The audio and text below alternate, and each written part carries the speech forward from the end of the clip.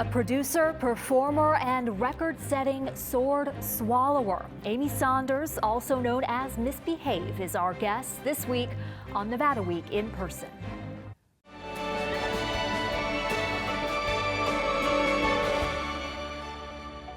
Support for Nevada Week in Person is provided by Senator William H. Hernstat.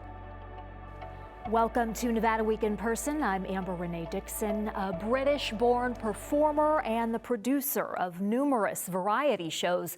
She got her start in sword swallowing and would break the Guinness World Record for most swords swallowed by a woman 3 times. An Olivier Award winner and an original member of Absinthe, she's the creative producer and host of Misbehave's Mavericks at the historic Plaza Hotel and Casino showroom. Amy Saunders AKA Misbehave, thank you for joining Nevada Week in Person. Thank you for having me. What kind of a person swallows swords for a living? A very silly person. It's been a while. She had a death wish when she was little. How were you introduced to it? I actually read a book called Memoirs of a Sword Swallower, and I remember thinking, I think I could probably do that. Okay, so then how old were you at this I was 18. 18? And I taught myself sword swallowing.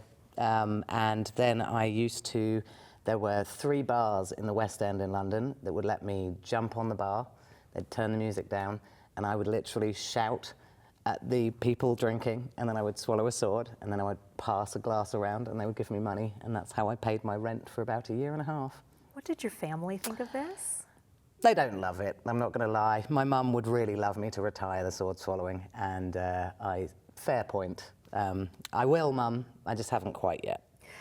Yes, you still do it. I got to witness it when I went and saw your show, and I remember you saying that you're not just a sword swallower, but a lazy sword swallower. How does that exist even? It does exist legit. I am a lazy sword swallower because I only swallow 1.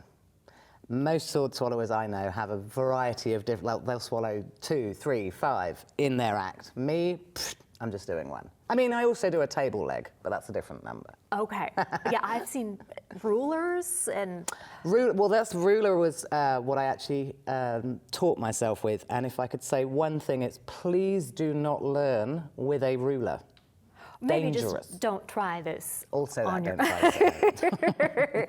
Okay, but in order to break the world record, you had to swallow. You got up to 7. Yes, I mean, and that was a while back. So, I mean, I was less of a lazy sword swallower back then. And Guinness got in touch with me and said, would you like to set the world record for most swords swallowed by a woman? And I said, sure, I'll do 5. And so I did 5, and then did 5 around the world. And then the next year I did 6, see if you can see a theme. And then the year after that I did 7.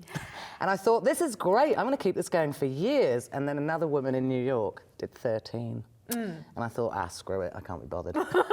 Lazy sword swallower. And actually, personally, the best sword swallower in the world I think, is in this town, Heather Holliday. Absolutely amazing.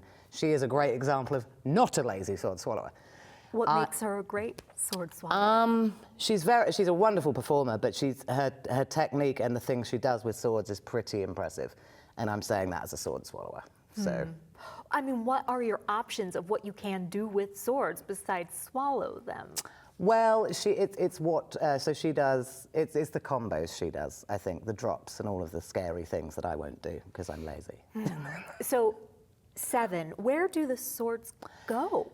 Weirdly, despite how dangerous sword swallowing is, it's incredibly boringly practical. It's all about posture because there is a straight line from your esophagus to your stomach. So as long as you get this bit straight, you are just straight down.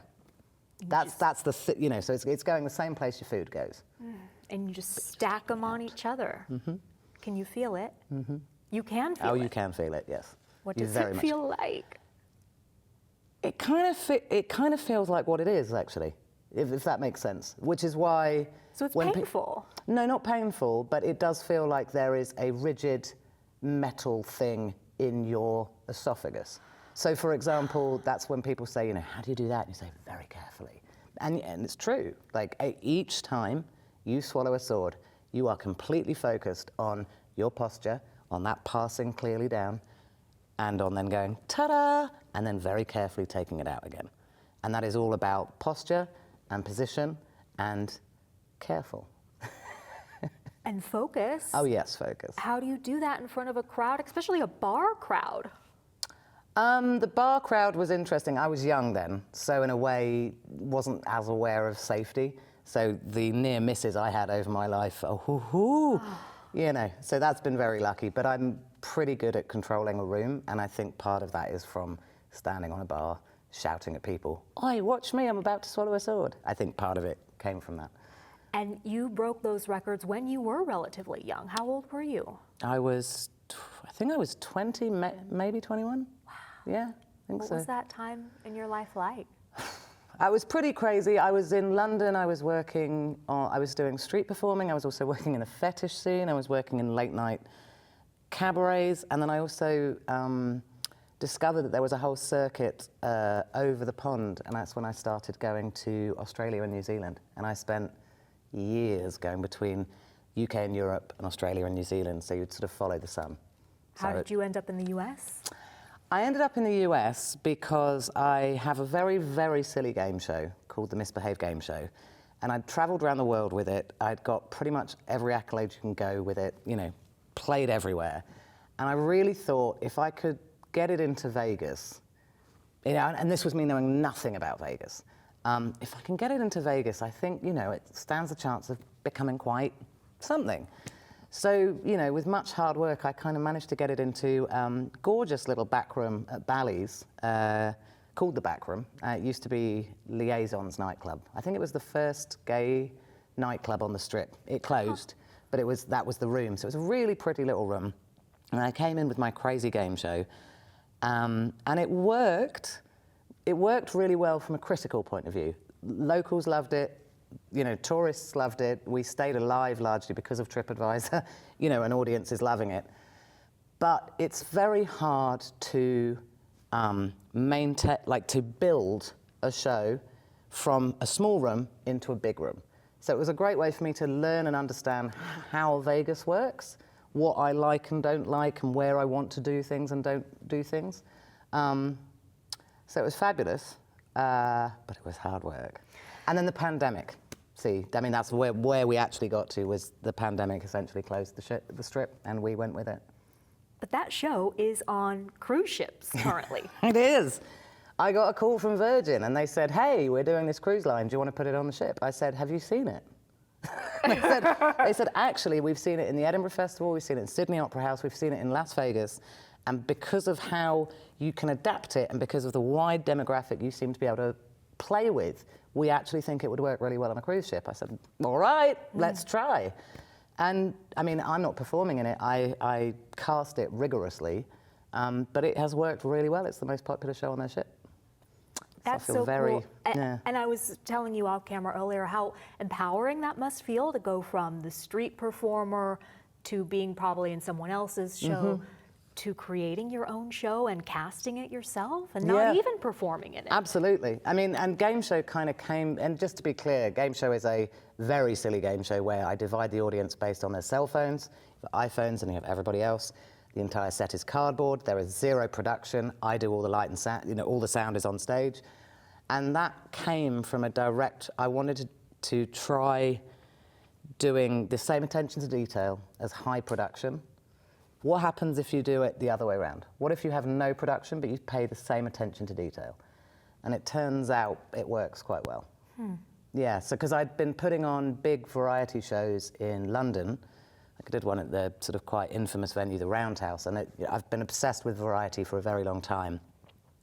But I got fed up with not being able to orchestrate your vision because it requires others to do this on these times. So I thought, what happens if I just take all the power back, and if I make sure that the production is really lo-fi, pay attention to absolutely everything, but really, really lo-fi, and it really worked.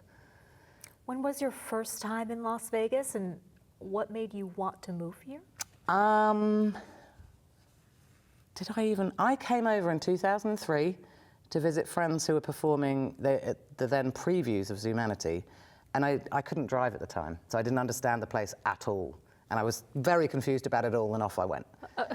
And then, what was it? I think it was a case of I was kind of over being in a suitcase. And I was like, it would be really great to see what is the next thing you can do with this. And it felt like if you could sit it down somewhere. And because Vegas is an entertainment capital versus, you know, it doesn't need to be high art. And I'm not knocking high art, and I'm also not knocking Vegas for it not being high art. There's plenty of high art in Vegas, and many high art is very good. I just like entertainment and hospitality. So I thought this might be a spot for it, actually. And I learned a lot of lessons, you know. It does work well. It's phenomenal that sort of subversive, ridiculous show can work well for demographics that I would be surprised that it worked well for. But I guess it was just a very good learning ground to figure out how you make things work in Vegas. At what point was Misbehave born?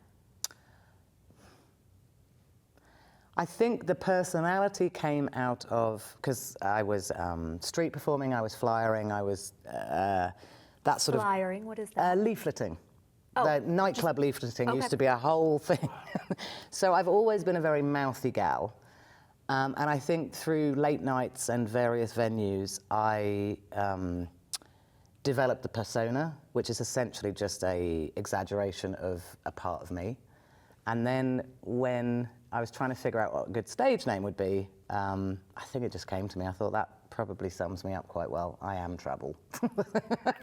And so I wonder, who are you right now? It's weird because it's actually evolved in the last few years because of the amount of booking and producing and curating and casting and directing. It is weird that it's a different thing. What I would say is I'm probably Miss B, because Amy's a pretty private introvert, and she'll probably be at home by herself with her cats. When she's out and talking with people without too much of a face on, she's Miss B. And then when she's on stage, she's Misbehave. I used to have it where people, because I know quite a lot of Amy's, and so people would be like, have you seen Amy? Which Amy? Thank you. Swords. Swords. Reference to and swords. The other one would be, which Amy? Amy Swords. Ah. And so now it's Amy, you know, Behave.